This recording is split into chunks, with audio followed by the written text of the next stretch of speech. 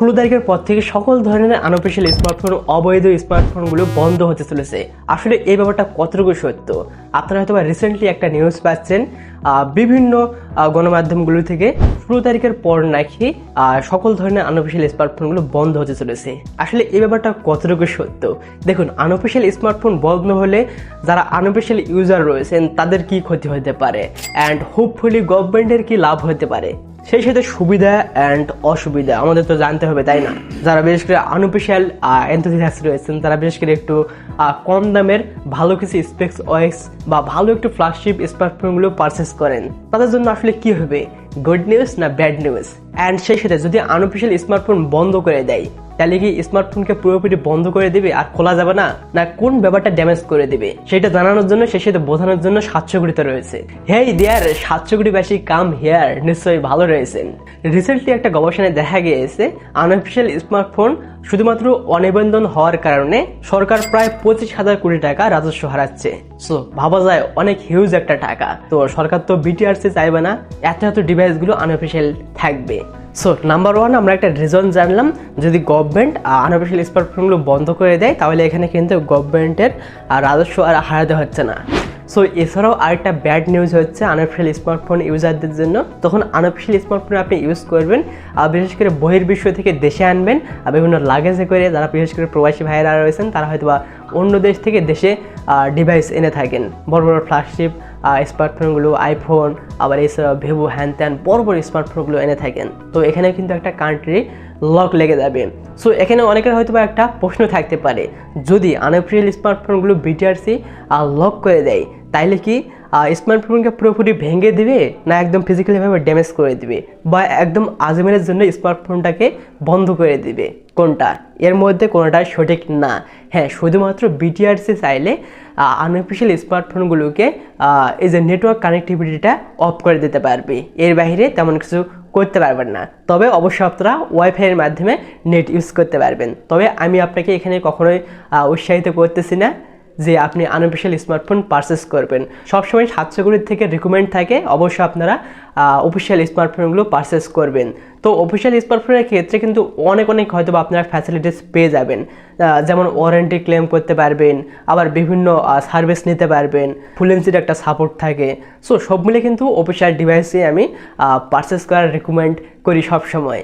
আর unofficial স্মার্টফোনের ক্ষেত্রে কখনোই ওয়ারেন্টির ক্লেমটা পাচ্ছেন না, এছাড়া ফুল এনসির সাপোর্ট থাকতেছে না। হ্যাঁ, এইটাই আর কি বড় ধরনের রিজন। সো বিটিআরসি মূলত NEIR এর মাধ্যমে আনঅফিশিয়াল স্মার্টফোনগুলোকে বন্ধ করে দেবে। এখন মূল মন্ত্রটা NEIR, national equipment identity register. So এটার মাধ্যমে মূলত আনঅফিশিয়াল স্মার্টফোনগুলো লক করে দেবে বিটিআরসি। তবে অবশ্যই দেশ থেকে আনঅফিশিয়াল স্মার্টফোন যদি বন্ধ করে দেয় তাহলে কিন্তু ওই যে বড় বড় কোম্পানি অ্যাপেল, বিশেষ করে ভিভো, একদম বাংলাদেশেই তারা একটা বিনিয়োগ করতে চাইবে, তারা সরাসরি শপ ওপেন করতে চাইবে। কারণ আনঅফিশিয়াল স্মার্টফোন লক করে দেওয়ার কারণে তাদের কান পর্যন্ত পৌঁছে যাবে এই নিউজটা, অ্যান্ড তারা তো চাইবে না বাংলাদেশে অ্যাপেল না ইউজ হোক। সো তারা অবশ্যই প্রোভাইড করতে চাইবে। তখন প্রোভাইড করতে চাইবে তো সেক্ষেত্রে বাংলাদেশে একটা স্টোর দেবে, অ্যাপেলের স্টোর। সো তখন কিন্তু আমরা বিভিন্ন ধরনের আইফোনের ফ্যাসিলিটিসগুলো পেয়ে যাচ্ছি, বা বড় বড় ফ্ল্যাগশিপ স্মার্টফোনের ওয়ারেন্টি ক্লেম করতে পারবো, বিভিন্ন কাজবাজগুলো করতে পারবো, যখন কিনা একদম ফাইনালি দেশে এসেই স্টোর ওপেন করবে বা তাদের একটু করা লাগতেছে। সো এখন যেহেতু আনঅফিশিয়াল স্মার্টফোন বন্ধ হচ্ছে না, সেহেতু তারা একটু গা ছেড়ে দিয়ে বসে আছে, ওইরকম ব্যাপারটা আর কি। তবে এছাড়াও বিটিআরসি আরেকটা ব্যাপার উল্লেখ করছে, সেটা হচ্ছে যখন কিনা যেই ব্যক্তি নতুনভাবে স্মার্টফোন পারচেস করবে, দেন তখন কিন্তু ওই যে সিম যেমনটা রেজিস্ট্রেশন করা লাগে, ঠিক তেমনি কিন্তু একটা স্মার্টফোনকেও রেজিস্ট্রেশন করা লাগবে বা নিবন্ধন করা লাগবে। সো এখানে বড় ধরনের একটা প্যারাদায়ক ব্যাপার হতে পারে, আর যার নামে সিম রেজিস্টার করা রয়েছে তার নামে কিন্তু সেই স্মার্টফোনটা নিবন্ধন করা থাকতে হবে, তা নাহলে কিন্তু সেই সিমটাও ইউজ করতে পারবে না। আবার সেমভাবে অন্যদিকে যখন আপনার স্মার্টফোনটা অন্য কারোর কাছে সেল করবেন, দেন এখানেও আপনাকে একটু বড় ধরনের পেইন নিতে হবে, সেটা হচ্ছে পুনরায় আবার নিবন্ধন করতে হবে ওই ব্যক্তি, তা নাহলে কিন্তু সে কখনোই সিম তার ইউজ করতে পারবে না। সো বলা চলে, যার নামে নিবন্ধন থাকবে স্মার্টফোন, তার নামেই একটা সিমও থাকতে হবে নিবন্ধন, তা নাহলে কিন্তু সেই স্মার্টফোনটা কখনোই সে চালাইতে পারবে না। সো এখানে বড় ধরনের একটা কনসেপ্ট কাজ করতেছে, তাই না? হ্যাঁ, যার ফলে কিন্তু একটা স্মার্টফোন চুরি ছিনতাই এগুলোর হওয়া হাত থেকে একটু রক্ষা পাবে কিছুটা হলেও। সো আমি বলবো অবশ্যই এখানে ভালো দিক রয়েছে। আবার খারাপ দিক যদি আমি বলি তাহলে ওই যে পুনরায় আবার নিবন্ধন করা লাগতেছে। সো নিবন্ধন তো আর তেমন বেশি প্যারাদায়ক না, জাস্ট নিবন্ধন করে নিল। বাট আমি চাইলে কিন্তু এই ব্যাপারটা করতে পারবো না, কারণ আমি তো এখনো ভোটার হইনি। তো আমি কিভাবে আমার স্মার্টফোনটাকে নিবন্ধন করব? তো প্যারা নাই ভাই লোক, আপনার তো বাবা রয়েছে, মা রয়েছে। আপনার বাবার অথবা মার এনআইডি কার্ডের মাধ্যমে আপনার স্মার্টফোনটাকে নিবন্ধন করবেন, আবার সেই সিমটাকেও নিবন্ধন করবেন, দুটাকে একত্রিত করবেন, তাহলে তো আপনি ইউজ করতে পারবেন। অনেকটা কিন্তু ওই রকম এই কারের ব্যাপারটা হয়ে গেল, আবার মোটরসাইকেল বাইকের ব্যাপারটা হয়ে গেল। যাদের লাইসেন্স থাকবে তারা শুধু ইউজ করতে পারবে। সো এই নিয়মটা যদি চালু করে তাহলে আসলে অনেক কিছু ভালো হবে।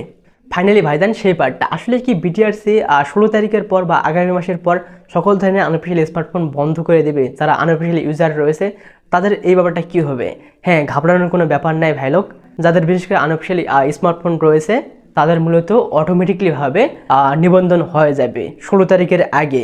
আর যারা বিশেষ করে 16 তারিখের পর আনঅফিসিয়াল স্মার্টফোন পারচেস করবে বা নতুনভাবে কিনবে তাদের কিন্তু 1 মাস সময় থাকবে। 1 মাসের মধ্যে অবশ্যই নিবন্ধন করতে হবে, তা নাহলে কিন্তু নেটওয়ার্ক কানেক্টিভিটি বিটিআরসির তরফ থেকে বন্ধ করে দেওয়া হবে, এমনটাই কিন্তু বিটিআরসি জানিয়েছে। তার মানে ঘাবড়ানোর কোনো অপশন নেই। যারা বিশেষ করে ইন্ডিয়া থেকে হয়তোবা ফোন দেশে আনে ইউজ করতেছেন বা অন্যান্য কান্ট্রি থেকে, হ্যাঁ সেই স্মার্টফোনগুলো যদি 16 তারিখের আগে অন অবস্থায় থাকে, কানেক্ট অবস্থায় থাকে, তাহলে কিন্তু অটোমেটিকলিভাবে নিবন্ধন হয়ে যাচ্ছে। তাইলে এখানে আপনার তাহলে কি প্রবলেম? কোনো তো প্রবলেম দেখতেছি না। যারা বিশেষ করে 16 তারিখের পর এরকম ব্যাপারটা বলতেছে, আমি একদম ডিরেক্টলি আপনাদের বলতেছি ব্যাপারটা ওইরকম না, বিভিন্ন গণমাধ্যম থেকে নিউজ পাওয়া যাচ্ছে, দ্যাটস ওয়াই আপনাদের শেয়ার করতেছি।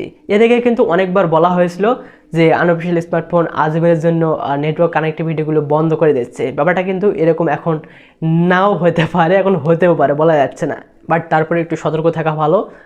এখন যদি আপনি নতুনভাবে আনঅফিসিয়াল স্মার্টফোন কিনতে চান তাইলে বস আপাতত না কিনাই ভালো। আমি রিকমেন্ড কখনোই করবো না আপনি আনঅফিসিয়াল স্মার্টফোন পারচেস করবেন। অবশ্যই অফিসিয়াল স্মার্টফোন পারচেস করবেন। হ্যাঁ, যখন সরকার হয়তোবা আনঅফিসিয়াল স্মার্টফোনগুলো লক করে দিবে তাহলে তখন হয়তোবা অফিসিয়াল স্মার্টফোনগুলোর রাজস্ব একটু হলেও কমাবে, প্রাইসগুলো হয়তোবা কমাবে। অ্যান্ড সেই ক্ষেত্রে আমরা গভর্নমেন্টের কাছে দাবি করতে পারি অফিসিয়াল স্মার্টফোনগুলোর প্রাইসগুলো অনেকটা একটু কমে দিতে।